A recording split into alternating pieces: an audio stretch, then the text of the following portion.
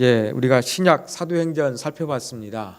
조금 신약을 살펴봤으니까 구약을 살펴보기를 원해가지고 조금 우리가 잘 접하지 아니했던 선지서를 선정을 했습니다. 그래서 선지서 중에서도 하나님의 사랑을, 하나님 마음을 조금 살펴볼 수 있는 호세아를 우리가 매주 한 장씩 그렇게 살펴보도록 하겠습니다. 호세아는 크게 두 부류로 나눌 수가 있습니다. 1절에서 3절을 서론이라고 이야기도 하고, 또 4장부터 14장까지가 다른 내용으로 전개가 됩니다. 그렇지만 완전히 분리가 되지는 않습니다. 서로가 보완적인 역할을 하고 있습니다. 호세아 결혼하는 것 1장과 3장에서만 기록되어져 있습니다. 그런데 4장부터는 다시 그 전통적으로 하나님께서 예언하게 하시는 신탁이라고 하죠. 그러한 내용으로 나와 있습니다. 그래서 결혼에 대한 이야기는 주로 좀 뭐라고 할 수 있겠습니까? 산문체 형식으로 되어 있고, 이제 두 번째부터는 신탁을 선포하는 그런 내용으로 기록되어져 있습니다. 그래서 조금 틀린 그러한 모양을 가지고 있지만 함께 어우러져서 호세아의 전체 내용을 형성하고 있다는 것을 우리가 알 수 있습니다. 자, 1절에 보면 이제 좀 배경을 알 수 있는 그런 부분들이 기록되어 있습니다. 그러면서 우시야와 요담과 아하스와 히스기야가 이어 유다 왕이 된 시대, 곧 요아스의 아들 여로보암이 이스라엘 왕이 된 시대에 드디어 부엘리의 아들 호세아에게 여호와의 말씀이 임했다 이야기하고 있습니다. 여러분, 호세아 선지자는 이름이 구원이라는 뜻입니다. 그런데 호세아는 출신 지역이 이 남과 북쪽으로 나누어진 시대 가운데서 북쪽에서 활동했던 사람입니다. 그렇다고 한다 그러면 북쪽, 즉 자기의 나라에서 통치하고 있는 여로보암만 언급하면 되는데 우시야, 요담, 히스기야, 아하스 이러한 유다의 왕들을 언급하고 있습니다. 이러한 것들을 통해서 호세아가 어떤 시대에 활동했는가 분명한 그 정보들을 우리 가운데 제공하여 주고 있습니다. 호세아는 경제적으로는 부유했지만 정치적으로는 매우 혼란스럽고 불완전했고, 영적으로는 암흑기에 하나님께 사용받은 그러한 사람이었습니다. 호세아랑 같이 활동했던 선지자들은 전체 호세아를 포함해서 4명입니다. 이사야, 아모스, 미가, 이러한 사람들이 주전 8세기 중엽부터 활동했던 그러한 사람들이라고 할 수가 있습니다. 이 중에서 특별히 우리가 주목해야 될 사람은 누구냐? 아모스입니다. 왜냐하면 아모스와 호세아가 북이스라엘에서 활동했던 선지자이기 때문에 그렇습니다. 이때 그 유다 왕을 언급하고 있는 것처럼 또 많은 왕들이 바뀌는 그런 시대 가운데서 호세아가 하나님의 말씀을 선포했습니다. 이 북쪽 지역에서 하나님 말씀을 아모스가 선포하고 호세아가 선포했는데 조금 그 말씀을 전하는 결이 달랐어요. 어떻게 달랐느냐? 모두 그 같은 북이스라엘 출신이 아니었습니다. 호세아는 북이스라엘 출신이었고, 그 아모스는 남쪽 유다 출신이었는데 북쪽으로 올라와서 선지자 사역을 했던 그러한 사람이었습니다. 그래서 아모스는 이 북이스라엘에 와가지고 그 북이스라엘의 극심한 사회적인 그 불의, 그 다음에 부정, 이러한 부분들을 신랄하게 비판하면서 하나님의 정의가 흘러가야 된다, 그렇지 않으면 하나님의 심판이 임할 것이다 라는 이러한 메시지를 주로 전했습니다. 그런데 그 호세아는 어떠했느냐? 자기 조국의 그 영적인 비참함을 절절히 체험하는 거예요. 이 결혼이라는 제도를 통해 가지고 그 자기 시대에 하나님 말씀대로 살지 못했던 아픈 현실들을 자기가 직접 체험하면서 하나님의 긍휼과 자비를 선포했던 것입니다. 메시지가 틀리죠. 아모스는 공의와 정의를 하수같이 물같이 이야기하면서 어떤 사회 전반에 거친 이 불의한 모습들, 이러한 부분들에 대해서 하나님의 공의로운 심판을 선언한 반면에 호세아는 자기 몸으로서 절절하게 하나님의 자비와 또 긍휼을 느낄 수 있도록 그렇게 선포했던 사람이다. 그렇게 우리가 할 수가 있습니다. 근데 호사에 대해서 우리가 알 수 있는 정보는 많이 없습니다. 그냥 1절에 나와 있던 것처럼 그 부엘리의 아들이다, 어느 시대에 활동했다, 이런 거밖에 없지 전혀 우리가 알 수 있는 것이 없습니다. 자, 이러한 호세아에게 하나님 말씀이 임했습니다. 그 임한 말씀이 무엇입니까? 너는 가서 음란한 여자를 맞이하여 음란한 자식을 낳아라. 이렇게 이야기를 합니다. 자, 하나님께서 호세아에게 음란한 여인을 만나서 결혼해서 자녀를 낳으라 그랬습니다. 이것은 호세아가 선지자로 처음 소명을 받을 때 하나님이 주신 말씀일까요? 아니면 하나님의 사역을 감당하고 있는 가운데 어느 시점이 돼서 하나님께서 특별히 결혼을 통해서 하나님의 메시지를 전달하도록 그렇게 부르신 것일까요? 어떤 게 맞을 것 같습니까? 우리가 첫 번째 그 소명을 받자마자 음란한 여인하고 결혼하라 그러면은 아마 호세아의 사역은 효율성이 많이 떨어졌을 것 같아요. 왜냐? 선지자로 검증도 안 된 사람이 자칭 선지자라고 하면서 음란한 여인과 결혼해서 하나님의 메시지를 전한들 이스라엘 그 사람들이 가슴속에 그 말씀을 새겨 듣겠습니까? 듣지 않지요. 아마 호세아 선지자가 나름대로 신실하고 충실하게 하나님께서 허락하여 주신 사역들을 잘 감당하고 이런 것들이 어느 정도 사람들에게 알려진 이후에 어느 순간 하나님께서 음란한 여인하고 결혼하라고 하셨을 것 같습니다. 그래야만 호세아가 전하는 메시지를 사람들이 받아들이고 그 메시지에 대해서 볼 수 있기 때문에 그렇습니다. 쉽게 말해서 호세아는 오늘날의 목회자입니다.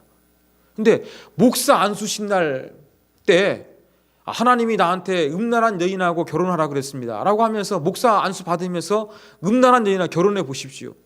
목사가 됐는데 사입이 목사라고 하지 비아냥거리지 그 사람의 사역을 인정하겠습니까? 아닐 겁니다. 아마 목사로서 어느 정도 신실하게 사역을 감당하는 가운데 하나님께서 나를 특별히 이러한 이 매춘부와 같은 사람하고 결혼해서 뭔가 메시지를 전하라고 부르십니다. 이렇게 이야기하면 우리가 조금 나을 것 같아요. 그런데 그냥 그런 거 없이 곧바로 어떠한 소명 때부터 이러한 것들을 이야기하면은 받아들이지 아니했을 것입니다. 그래서 우리가 이것을 이렇게 추정하면 되겠습니다. 자, 그래서 3절에 보면은 호세아가 순종을 하지요. 디블라임의 딸 고멜을 맞이했다 이야기합니다. 이 고멜에 대해서도 별로 정보가 없습니다. 자, 그래서 이제 아들을 낳게 됩니다. 첫 번째 2남 1녀를 두게 되는데요. 첫 번째는 아들이었어요. 아들을 낳아서 이름을 뭐라고 했느냐? 이스르엘이라고 했습니다. 이스르엘. 자, 여기에서 말하는 이스르엘, 여기서는 워드플레이, 이 언어적인 유희가 사용됐습니다. 자, 이스라엘은 이스라엘의 도시 이름이기도 했고 또 지역 이름이기도 했습니다. 이 사마리아와 갈릴리 지역에 펼쳐져 있는 평원지대예요. 이름의 뜻은 무엇이냐? 하나님께서 씨를 뿌리답니다. 평원에 씨를 뿌리면 얼마나 좋습니까? 축복의 땅이 되겠지요. 어떠한 이런 번영과 축복과 다산이 될 수 있는 이름을 가지고 있는 것이 이스라엘이었습니다. 어쩌면 평원에 정말로 잘 어울리는 그러한 이름이었어요.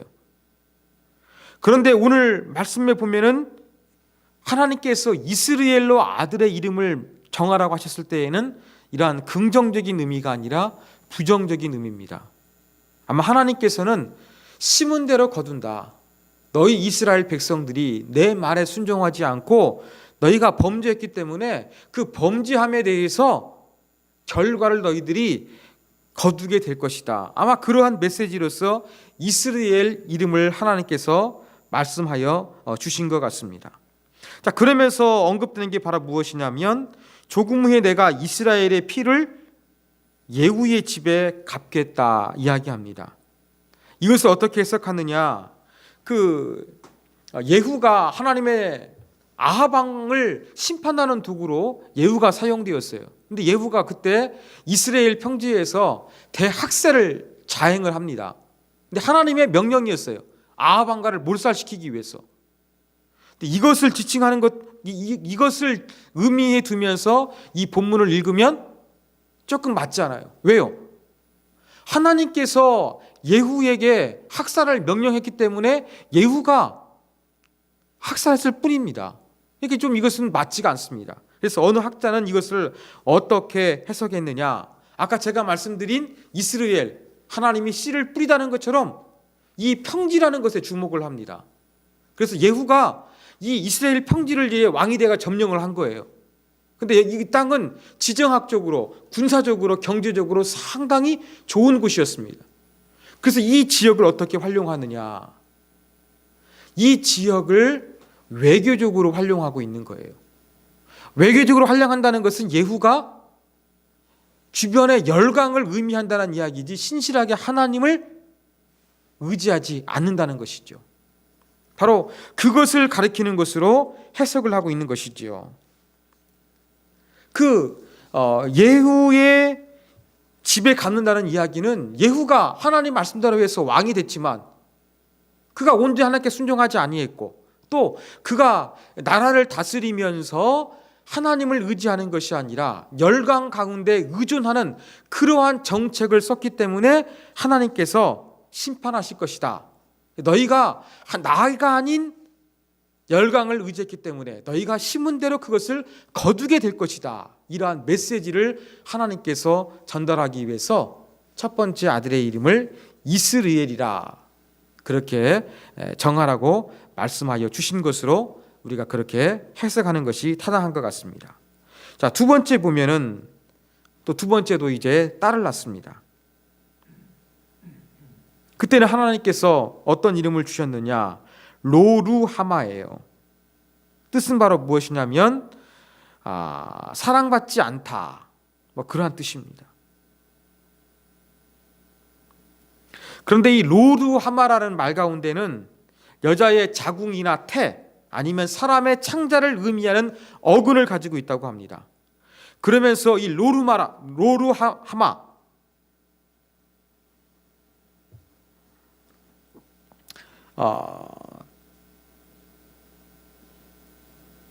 이 의미는 바로 어떤 게 되느냐?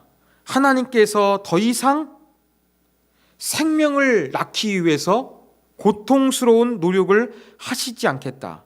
내가 더 이상 자녀를 돌보며 사랑하지 않겠다는 그러한 표현이라고 우리가 이해할 수가 있습니다. 사랑받지 못하는 것, 하나님의 사랑이 없는 그러한 존재, 아이를 여자의 자궁이나 태가 망가지게 되면 낳을 수가 없는 것처럼 이제는 하나님께서 그러한 의미로 이스라엘 백성들에게 사랑하지 않겠다는 그러한 의미에서 로루하마라는 이름을 그렇게 짓게 하신 거였습니다. 이것은 이스라엘의 존재와 정체성을 완전히 뒤흔드는 거예요. 왜 그러냐? 이스라엘 백성들은 자기들이 선민, 하나님께 특별한 사랑을 받는 선민이라고 했는데 하나님이 뭐라고 하신 거예요? 더 이상 너희에게 자비와 사랑이 없다. 이것을 딸의 이름을 통해서 보여주셨기 때문에 그렇습니다. 그 이유는 무엇입니까? 바로 하나님의 뜻 가운데 순종하지 아니하고 우상을 숭배했기 때문에 그렇습니다. 자, 세 번째는 아들을 낳습니다. 이름을 로암미라고 했습니다. 9절에 보면 이것은 나의 백성이 아니다라는 그런 뜻을 가지고 있습니다. 하나님께서 이제는 내 백성이 아니다. 이것은 하나님과 이스라엘의 분리를 의미합니다. 하나님과 이스라엘의 관계가 완전히 깨어지고 백지화된 거예요. 지금까지 보면은 하나님과 이스라엘 백성들은 언약 맺었어요. 언약 백성이었어요. 나는 너희 하나님이 되고 너는 내 백성이 된다. 이것이 바로 성경에 등장하고 있는 언약입니다. 그런데 로암미라는 이름을 통해서 너희는 더 이상 내 백성이 아니다. 나는 너희들의 하나님이 아니다. 이제 그 모든 언약이 무효화됐다. 이런 것들을 보여주는 것이 바로 세 번째 아들의 이름이었습니다.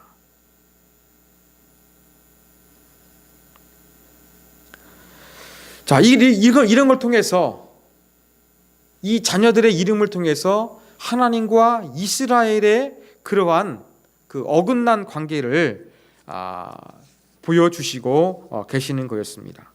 자, 그렇다고 한다 그러면 호세아가 맞이해서 고멜을 맞이해서 이남 일녀를 낳지 않습니까? 그러면 이 고멜이라는 여자가 호세아하고 결혼할 때 그 전부터 조금 부적절한 부도덕한 창녀였겠습니까? 아니면은 결혼한 이후에 바람이 나가지고 그렇게 부적절한 아내가 되었겠습니까? 여러분 어떤 게 맞는 것 같습니까? 여기에 대해서는 여러 가지 학자들의 주장이 좀 뒤섞여 있습니다. 단순히 음란함이 잠재되어 있는 그러한 여인인가? 아니면 실제적으로 음란했던 여인인가? 자유주의 성경 해석이 판을 쳤던 그 시대에는요, 이것을 상징으로 받아들였습니다. 실제 호세아가 결혼한 것이 아니라 뭔가 자기가 환상 속에서 아니면은 어떤 계시적인 측면에서 하나님께서 호세아가 이 창녀와 결혼할 수 있도록 그렇게 보여주신 것이다. 실제가 아니다. 어떤 비유 이러한 쪽으로 해석을 했는데 근래에 들어와 가지고 대부분의 학자들은 고멜이라는 여인이 정말로 호세아의 아내였을 것으로 그렇게 받아들이고 있습니다. 그런데 받아들이는데 여기에서 또 해석은 달라지는 거예요. 그러면 고멜이 어떤 종류의 창녀냐? 이 부분에 대해서 좀 논란이 있는 것입니다. 아까 말씀드린 것처럼 결혼하기 전부터 창녀였다. 아니다. 그 문화관이 전부 다 이렇게 좀 타락했으니까 또 바알을 숭배했으니까 성적으로 문란했으니까 그 시대에 그냥 이런 환경 가운데 범죄할 가능성이 있는 그러한 사람이고 여기에서 음란한 여자라는 것은 호세아가 그 지난 시간을 돌아보면서 회고적인 표현이다. 그렇게 해석을 하기도 합니다. 또 어떤 사람은 여기에 대해서 어떻게 해석하느냐? 영적으로 해석을 하는 것이죠. 정말로 매춘부했던 것이 아니라 지금 하나님과 이스라엘의 관계가 영적 음란이라는 것을 표현해 주기 위해서 어떠한 이 고멜이란 여인은 하나님이 아닌 다른 신을 섬기는 사람이었을 것이다. 그렇게 해석하는 사람도 있습니다. 우리는 어떻게 결론을 내릴 수 있느냐? 분명히 하나님께서 호세아에게 고멜이라는 사람과 결혼하게 하셨을 거예요. 분명히 하셨습니다. 여러분 구약 성경을 보면 하나님께서 분명하게 하나님의 뜻을 전달하기 위해 가지고 상징적인 행동들을 하게 하셨어요. 그냥 입으로만 그냥 외치는 것이 아니라 뭐 하는 것입니까? 전이 설교, 행동으로 보여주고 있는 것이죠. 이러한 경우 대표적인 사람도 있지 않습니까? 이사야, 에레미야, 에스겔, 우러 굴르고 자로 기르고 옷 벌고 다니고 이 전부 다 뭐 하는 것이었느냐? 하나님의 말씀을 극적으로 그게 보여주기 위한 그런 어떤 행동들이 있었는데 호세아도 그러한 하나님의 부르심을 받았다고 받아들이는 것입니다. 그런데 성경 말씀은 호세아의 가정생활에 대한 정기가 아니에요. 가정에 대해서만 언급하려고 하지 않으니까 이것을 너무 그렇게 사실의 의미를 너무 부여하지 말고 사실의 정보만 캐내려고 할 것이 아니라 분명 이러한 관계를 통해서 아들이 나와가지고 이걸 통해서 이스라엘 백성들 가운데 하나님이 분명히 메시지를 주시려고 하셨다. 그렇지만 성경은 호세아의 가정에 대해서 객관적인 정보를 제공하기 위해서 기록된 것은 아니다. 이러한 의미로서 우리가 역사적 사실로 받아들여야 될 것 같습니다. 이것이 바로 호세아 1장의 내용입니다. 자, 그러면 여러분 이러한 호세아의 말씀을 통해서 우리가 얻을 수 있는 교훈이 무엇이겠습니까? 제가 빼먹겠습니다. 10절 안 했죠. 예. 자, 이렇게 하나님과 이스라엘 백성들의 관계가 아름답지 못해서 이렇게 정상적인 결혼을 하지 않고 음란했던 그러한 여인이 됐던 것처럼 이 세 아들과 딸을 통해 가지고 어긋난 이스라엘 백성들, 깨어져 버린 하나님과 이스라엘 백성들 관계를 보여주고 있는데 10절에 오니까 역전이 되지요. 이스라엘 자손의 수가 바닷가의 모래처럼 많아지게 될 것이다. 회복될 것이라는 것이죠. 그리고 내 백성이 아니라 한 그곳에서 하나님의 아들들이 될 것이라고 이야기합니다. 10절에서는 또 회복을 이야기하고 있는 거예요.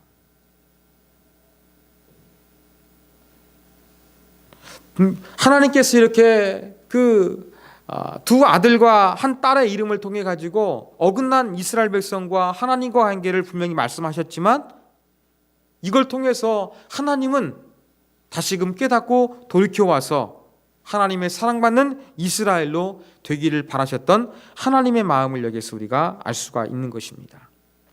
자, 이러한 내용을 통해서 우리가 두 가지 한번 그 교훈점을 한번 살펴보기를 원합니다. 여러분, 호세아의 사역을 통해서 우리의 순종을 한번 돌이켜봤으면 좋겠습니다. 말씀드린 것처럼 대부분의 선지자는 하나님의 메시지를 입으로 선포했어요. 근데 호세아는 어땠습니까? 입으로 선포하는 것이 아니라 그의 개인적인 삶 자체, 그의 가정생활 자체가 하나님을 위한 봉사로 부르심을 받은 거예요. 그의 몸이 하나님의 메시지고 그의 가정이 하나님께서 전달하시고자 하는 의도가 분명히 있었던 것을 우리가 알 수가 있습니다. 그런데 하나님 메시지를 몸으로 삶으로 보여줘야 되는데 가장 기본적인 그의 가정을 드러내야만 했던 것입니다. 이것은 견디기 힘든 그러한 소명이었을 것 같아요. 그런데 어떻게 합니까? 호세아는 그대로 순종하고 있는 그런 모습을 보여주고 있습니다. 사랑하는 여러분, 이렇게 호세아가 하나님의 뜻을 보여주기 위해서 그의 입이 아니라 그의 능력이 아니라 그의 평범한 삶이 사용됐다는 거예요. 그래서 그 평범한 가정생활이 적나라하게 이스라엘 백성들에게 부정적으로 비추어져야 되는 모든 것들을 감수해야만 했는데 호세아는 그 모든 것들을 잘 감수하는 신실한 하나님의 사역자였음을 우리가 알 수 있습니다. 이를 통해서 우리에게 이러한 메시지를 전달해 줍니다. 과연 우리는 하나님의 뜻과 하나님이 우리를 사용하실 때에 어디까지 순종하고 있느냐, 한번 이러한 부분들을 돌이켜보게 만드는 것 같아요. 저도 이 말씀을 준비하면서 저 개인적인 생각이 한 가지 났습니다. 제 아내하고 했던 말입니다. 개척해가지고 힘들었을 때에 제 아내랑 했던 말이 무엇이었냐면 우리 둘은 괜찮다. 조금 힘들고 평생 하나님께서 어려움과 고통 가운데 처하게 하신다 그러면 우리는 기꺼이 감당할 수 있다. 하지만 새 딸이 걱정이다. 이런 말하는 자체가 바로 무엇이냐면 우리가 하나님께 순종해야 되지만 이 가정 때문에 순종하지 못하고 자녀 문제 때문에 순종에 걸림돌이 되는 것을 걱정하고 있는 그 모습이에요. 근데 호세아 어떠했습니까? 그의 가정을 전부 그대로 하나님 앞에 사용할 수 있도록 순종하고 내어주고 있는 그러한 부분입니다. 이걸 통해서 우리는 과연 얼마나 하나님의 뜻 가운데 순종할 수 있는가? 하나님이 말씀하신 것 앞에 나는 어느 정도 순종할 수 있느냐? 한번 우리에게 냉철하게 우리의 순종 지수를 살펴봐라. 그러한 메시지를 전달해주고 있는 것 같습니다. 여기에 대해서 우리가 한번 답을 해야 될 것 같습니다. 적절하게 내 나름대로 기준을 정해놓고 이 정도 선에서 하나님께 순종하려는 그러한 마음들이 있는 모습, 혹시 그런 모습이 있다고 한다 그러면 호세아의 모습을 통해서 그러한 우리들의 마음을 새롭게 함으로 말미암아 전적으로 하나님이 나를 사용하시는 것 앞에 순종할 수 있는 자가 되어져야 될 것입니다.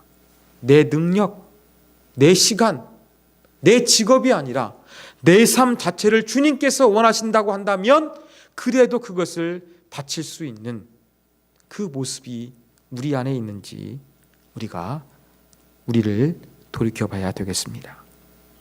자, 마지막 두 번째 교훈입니다.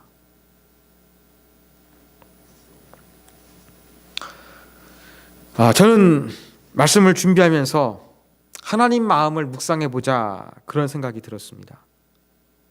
자, 하나님께서는 그 이스라엘 백성들에게, 북쪽 이스라엘 백성들에게 하나님과 이스라엘의 어긋난 관계를 아주 생동감 있게 전달하기 위해서 호세아에게 그 음란한 여인하고 결혼하라 그렇게 말씀하여 주셨어요.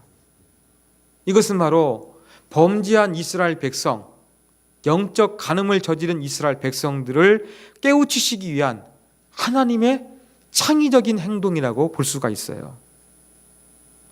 그렇다고 한다 그러면 사랑하는 여러분 개인의 어떠한 문제, 여러분 개인의 불순종을 깨트리기 위해서 하나님께서 어떠한 행동을 오늘 본문처럼 그렇게 극적으로 창의적으로 하신다고 한다 그러면 어떤 행동을 하실 것 같습니까?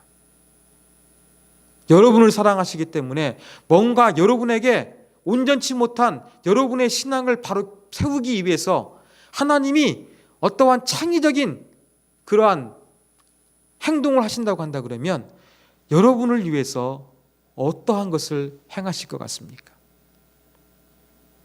개인 것뿐만 아니라 한번 우리 살고 있는 이 시대 가운데 한번 대입해 보기를 원합니다. 우리 시대, 우리 대한민국에서 과연 이 시대 가운데 하나님께서 어떠한 메시지를 전달하기 위해서 어떠한 특별한 행동과 창의적인 사역을 하실 것인가 한번 우리가 생각해 보기를 원합니다. 우리 사회 가운데, 우리 기독교 가운데 어떠한 잘못된 모습을 보여주시기 위해서 하나님께서 어떠한 모습으로서 어떠한 극적인 모습을 통해서 과연 저와 여러분을 깨우쳐 주시기를 원하시는가? 이걸 한번 우리가 생각해 보기를 원합니다. 그래서 오늘 말씀보다는 우리가 조금 기도를 더 많이 했으면 좋겠어요. 여러분, 이러한 질문을 던지면서 우리가 한번 하나님의 마음을 한번 느껴봤으면 좋겠습니다. 내가 얼마나 순종하고 있느냐? 나와 호세아의 그 순종의 비교는 어느 정도인가? 그리고 나를 깨우치시기 위해서 하나님은 어떠한 기발한 그러한 사역을 행하실 것인가? 우리가 살고 있는 이 대한민국을 위해서, 우리가 주님을 믿고 있다고 하는 이 신앙 공동체를 위해서 과연 우리의 부족함, 우리의 연약함 이런 것들을 가리키기 위해서 하나님은 과연 어떠한 퍼포먼스를 행하실 것 같은가? 여러분 한번 우리가 하나님의 마음을 가지고 묵상해 보기를 원합니다. 바로 이것을 통해서 우리가 하나님 만났으면 좋겠습니다. 우리가 이것을 통해서 하나님의 마음을 이해했으면 좋겠습니다.